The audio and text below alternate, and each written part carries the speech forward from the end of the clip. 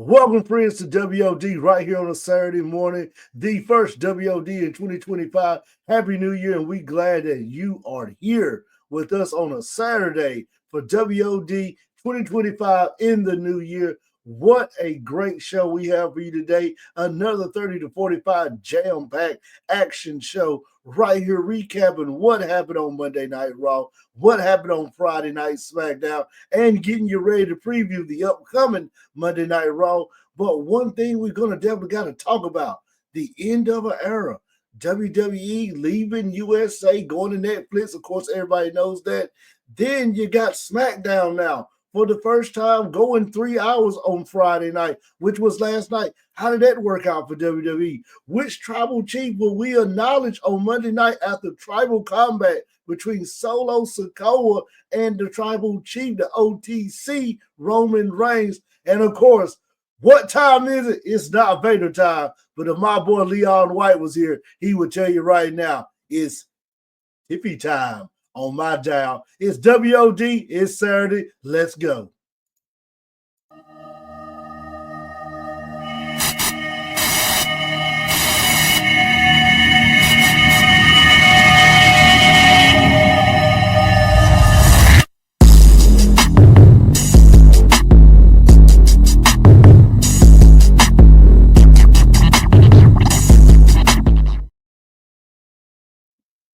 Welcome back, and we are so glad you're here with us on a Saturday morning, Saturday afternoon, Saturday evening, whatever time you're watching or listening to the WOD. We are glad you're here on the Boom Broadcasting, hanging out with us today, getting ready to talk about some wrestling that happened all week long in the WWE. No AEW TNA talk this week. Heavy focus on the WWE because WWE had a lot going on. A 3 hour SmackDown and the last Raw show on USA. Let's rewind, jump back to that Raw show that happened on Monday night, the last one on USA.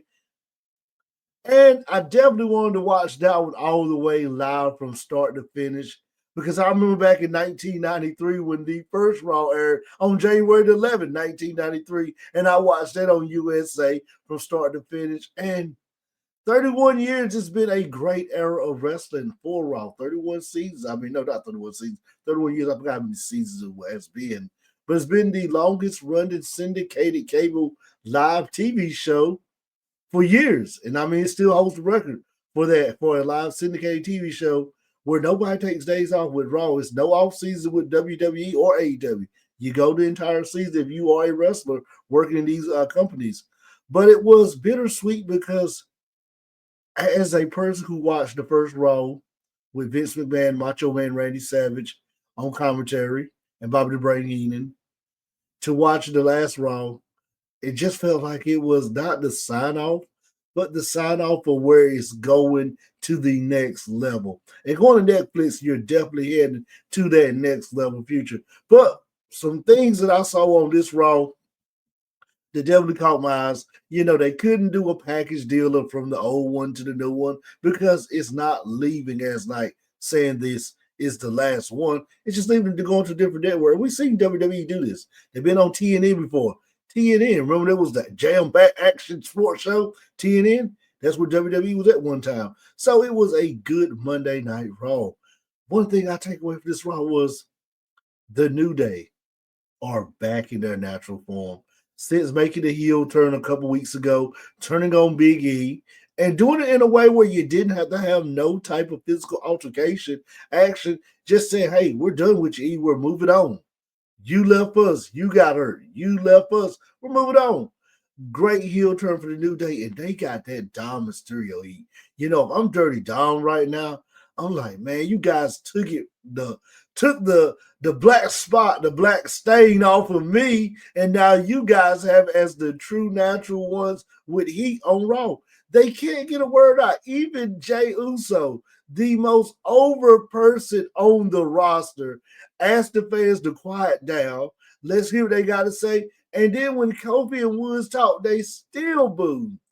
And most time when these type of say, when I see Jay come out, I knew that's what it was for because sometimes as heels, you can play into the crowd, get them to boo or say those three words and Wait a second, then they start booing. Dom is very good with that. And you saw Woods doing that a little bit on Monday night, but it got to the point where it got so bad that when Jay came out there, which Jay probably was wrote in to come out there, written in for the segment to be out there, you really thought Jay was going to be able to get the crowd quiet for them to get a few words in, but they would not.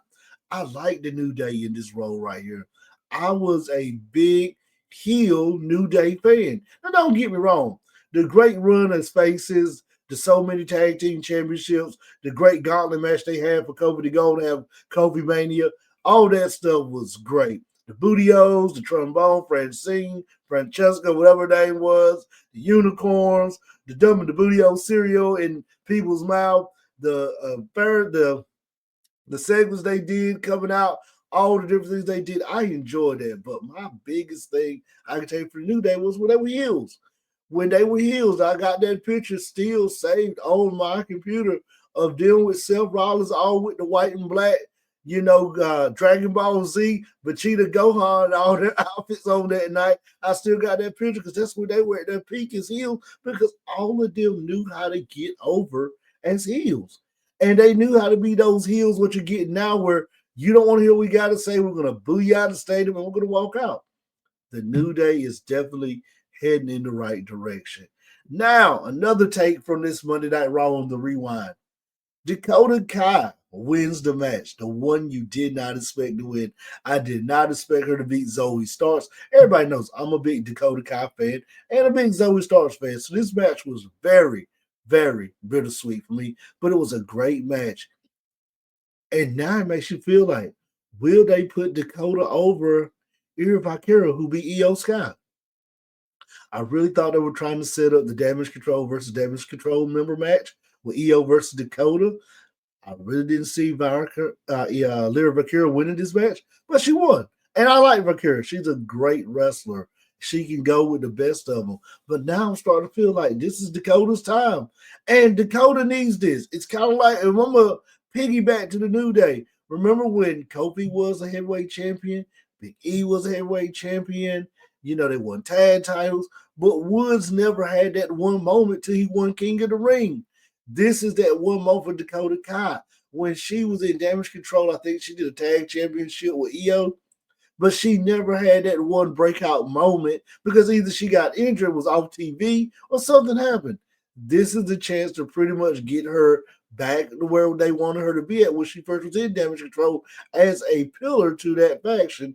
And by giving this match to her next week on Raw, she should be winning this title, becoming the first ever women's Intercontinental Championship. I'm glad they're doing this because just with a women's title and a World Heavyweight Women's Championship, you needed more women with belts. And the tag belts, you needed more women with belts. Now you got two mid-card titles. You got Chelsea as the U.S. champ on Smackdown. Dakota be your Intercontinental champ. And that takes the pressure off Liv and Nia having to do title matches every 2 to 3 weeks. You don't want to burn out your big champs.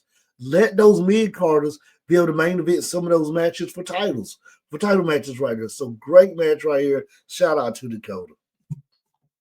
But the one match I definitely want to talk about was the match that stole the night. Did we get this match too late? Yes, we did. Could we drug this storyline out to maybe one of the big four pay-per-views? We could have. We could have drug it out to SummerSlam. We could have drug it out to WrestleMania this year.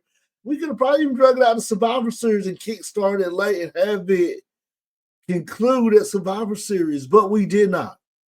And the reason we did not, because everybody knows the Wyatt Six debut, and the Wyatt Six needed a faction that could put them over. And when this happened, and I saw Gable laid out on the floor, it really pissed me off. Because I said, you just got this guy putting on classic matches.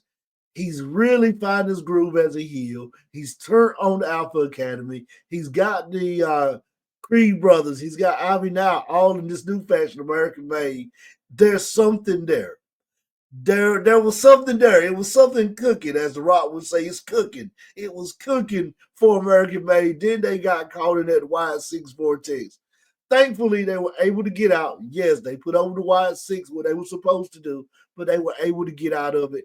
And now we pick back up. But this is one of those things where the White Six could be still open up with their first kind of segments battle with the Final Testament. And you could have did this Gable and Otis and had it build up to where Gable wins the first match by cheating. Gable wins the next match by count out, something just some way to get Otis to get the match over. Then you could have had it where at one of the big fours, Otis gets the big payoff and beats Gable on a big platform, whether SummerSlam, Mania Night 1, it could have been Survivor Series, all of that. We didn't get it that way. It felt like this match right here was the payoff. And I knew going into it, waiting this long, Otis did not have a chance. He had just beat Tozawa last week. Otis didn't have a chance. Yes, we want Otis to get the big payoff and beat Master Gable. But with Gable winning cleanly over both of his students, American Made is going to be that faction. And I'm telling you, if you haven't bought stock in them, go ahead and cash in your Bitcoin, cash in all of that right now, because they are the ones that you want to buy stock in, because they're going to be a faction that you could put the mid-card title, a U.S. Intercontinental title on Gable. You could put those tag belts on the Creed brothers. You could put that Intercontinental U.S. Women's title on Ivy Now. They have something, and Gable, I always said Gable was just needed the right people around him. And now he has them. So you got Gable that can really do something now, and you got the right people behind him. I think this is the perfect move for Gable moving forward. I think Gable really has something with this group. And I'm telling you, put your stock in them now. Two good, clean wins. Get Gable over to SmackDown through the transfer portal that they're doing right now. Like the way how WWE is using a lot of college terminology right now. Transfer portal. You can transfer over to SmackDown. You can appear on SmackDown right now during this little period. Get this group over there, American Made to SmackDown. Turn them loose. If the Bloodline's heading to Raw, and I feel like that's where they're headed because they're going to want them on the Netflix channel, then you can have American Made on Raw on SmackDown and have them become that faction that could go in and win all four titles, have a good run to lose all four. So I'm very impressed with that. Now the next biggest thing from Raw, of course, was the main event. We had a very good main event, but even with a good main event, the true main event was the war of words between CM Punk and Seth Rollins. Rollins really brought the promo heat that night. He really brought it. I mean, he stepped up and stepped his game up and brought what we wanted. Punk brought what he wanted. Now, Punk kind of laid back. And if you're Punk, you got to lay back because going into this match, they really want Punk to work as the heel and Rollins as the face. So Punk did not really give us the Punk promo that we're used to having, but I was satisfied knowing that both of them got their jabs in, and it had me enticed to want to watch them on Monday Night Raw, on the first Monday Night Raw on Netflix. So that's the quick Raw recap. For a more in-depth breakdown of Raw, stay right here on the Boom Broadcaster. Hop over to the nightcap. Find my boy Mouth Off with Mike, him and the Prez, Michael D. Kind of chopped it up talking about Raw and went in a more bigger, in-depth breakdown than what I did on Raw. This Raw show was good. I give this Raw show A minus. Was not very upset about it. Thought it was good. I do not like that we're losing Joe, but we're getting Cole and McAfee. So you feel like Netflix, they want Cole and McAfee to be the ones calling the match. So I feel okay with that. But Joe's going to SmackDown, him and Wade and Corey Graves. Don't know how that's going to work with a three-man booth. Three-man booth, I always say the third man gets lost in the shuffle. Want to see who's going to be the one to get lost in the shuffle between Wade and Graves. Graves likes to get a lot of stuff in his color. He does. Wade kind of, feeds off Joe, and I really started liking him and Joe. Little duo commentary team is really growing on me right now. It's growing on me a whole lot. So I want to see what's going to happen on Friday next week with all three of them in the booth to see if Wade Barrett gets lost in the shuffle because Graves going to get his stuff in. You see that with Cole. He gets his stuff in, and he knows the right time to get it in. That's what a true color guy's supposed to do. Now, speaking of SmackDown, we had a 3-hour SmackDown show going into Friday night last night. You know what I said? Can I do 3 hours? We never had a 3 hour SmackDown. Is it going to be worth 3 hours? Can they tell enough storylines? And by golly, they did. This was a perfect SmackDown. You could not ask for more. Start off with your champ at the beginning. Start off with Drew using that transfer portal to come over to SmackDown. Drew giving Cody a hug, kind of throwing you, sprinkling Drew in there. Cody calling Drew out, saying, "We know what you want. You want a match? I give you one." KO and Jey Uso bumped into each other. Watch where you're going. Watch your back. They're really starting to build towards post Royal Rumble. And that's what I like about WWE now. They sprinkle these small things in, these small little 5-second segment clips that you can go back to and say, hey, I remember when this happened. But the biggest thing for this SmackDown was not the Bloodline OGs versus Bloodline 2.0 is what I call Solo, Jacob, Tonga, and Bronson Reed. It's Tiffy time. But before we can say it was Tiffy time, we can say, what a hell of a match between Nia Jax and Naomi. I can truly say this was a match that deserved to be on a premium live event. These two ladies tore the house down. And I was kind of skeptical because I know Naomi, Trinity Fatu, can put on good matches. We saw that definitely during the TNA run, that she can put on good matches. I'm a Naomi guy. I think Naomi's one of the best women that work on that roster and a very underrated women because you got so many that roster's so stacked that she kind of gets, the one that kind of gets put in the shadows. Nia Jax doing some of her best work right now. Some of her best heel work, she's doing it. We have truly been just abundantly blessed with Nia Jax and the turnaround she got. And when Nia first got there, they shot her to the moon because she had the look, she had the size, she had everything that Vince was looking for to be that heel champ. She just could not work the best. But you talk about somebody who left, came back, and mastered the crowd and said, I'm going to get a move set that works for me. And this move set should be able to get me where I need to get to a match. And that's what we saw. And this match right here, just to me, it tore the house down. I know some people may say, well, it was a good television match. I really think both of these ladies should have been able to have this match on a premium live event. Great match. Naomi, so many false finishes. You just felt like this was her night. Graves did an outstanding job telling the story. And that's what I like sometimes that Cole lets Graves do. And this is where Graves is good at. Sometimes Cole will fall back and let Graves take over and drive a little bit, tell the story of, is it Naomi's night? Is the stars aligning? Is Naomi going to win the big one? You're starting to feel like this is her night. She keeps kicking out. She's kicking out on instinct. She's giving it all. She's fighting for every last second she had of breath in her body for this match. Graves did good with that, and I like that Cole kind of fell back and let Graves push that story as the storyteller of the match. But as the match progresses on, Tiffy comes out, and Tiffy's getting ready to cash in a three-way match. And she was going to do the classic Seth Rollins. We've seen Seth do this several times with his cash-ins. But she doesn't, hits Naomi with the briefcase, and you feel like she solidified her loyalty to Nia. So this is it. Hey, not tonight. And so the first thing I said, well, could it be at Rumble? It's got to be at Rumble. She's not going to wait to Mania because after Rumble, the next biggest premium live event, the big one is Mania. We got some bad blood, no mercy, all that stuff that feels in Elimination Chamber. All that stuff kind of disciples through before Mania. But I'm like, she's not going to do it on one of them. I said, it's not tonight. Then what does she do? She goes up and hits Nia in the back with the briefcase. Bianca hits the KOD, cashes in. Prettiest moonsault ever. 1, 2, 3. Tiffy wins the championship.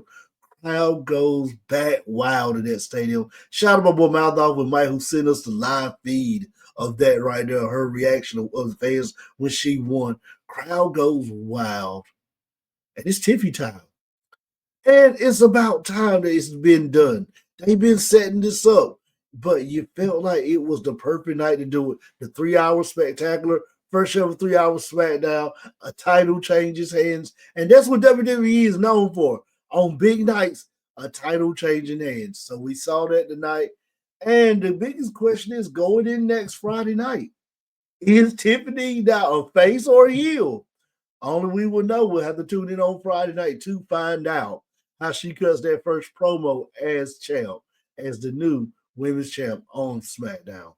Then we had a Bloodline versus Bloodline match. Very good match. I knew going in that Solo, Jacob, and Tama wasn't losing. Usos, Jay, over like Rover still. But going in this match, if you're going in tribal combat on Monday night, Solo's not losing this. They're not going to have Solo go into a match with Roman Reigns coming off a loss. So I was like, I'm watching it because, I got to see my boy Jacob, big Jacob guy. And I'll say it again, and I text everybody. He is separating himself from Solo, GOD, Gorillas of Destiny, Tonga Tonga Tonga Low. Bronson Reed, who I still count as a member of this group, even though he's out because he's injured. He's separating himself. The promo he cut coming to the ring backstage tells me that within tribal combat, when Roman wins, that's an Easter egg. That's not a prediction. That's a spoiler in the famous words of Mr. Heyman, that Jacob's going to turn on Solo and go his own beaten path and not fall in line. You feel like Solo, when he loses Roman, will fall in line. The Tongas will fall in line. Even Bronson Reed will come back and fall in line. But Jacob will not fall in line, and he will go solo. And I'm seeing them do that now because he cut that promo, and, man, that promo was some fire. That was Jacob Fatu that we saw at MLW cutting that promo. But you knew that Solo and them were going to win. Solo had to win this match because it pretty much set Solo up for tribal combat. So a good SmackDown. Great matches. Tiffany and Nia, I will give that an A. I know a lot of people wouldn't, but I went on the roller coaster ride with them in this match. And sometimes women matches, I get lost in the shuffle sometimes, but this one I did not. I felt like everything was good. No botches on either girl. Great storytelling. A great way to lead up to Tiffany now cashing in to win the money, to win the women's championship or Money in the Bank briefcase. I was satisfied. I'll give this SmackDown an A plus. All 3 hours kept me entertained. There was never a down moment for me in this SmackDown. So now, leading up to Monday Night Raw, and they did good because we knew what the card was going to Raw. We know what the card was, but they did very good giving us the card of what the rundown will be for the first Raw on Netflix. I have a prediction and a spoiler. Not a prediction, this is a spoiler. The Rock will show up. Cannot have the first Raw on Netflix without the great one, the final boss, not stopping by. Rock will be there. But the card right now shows this right here. Tribal Combat.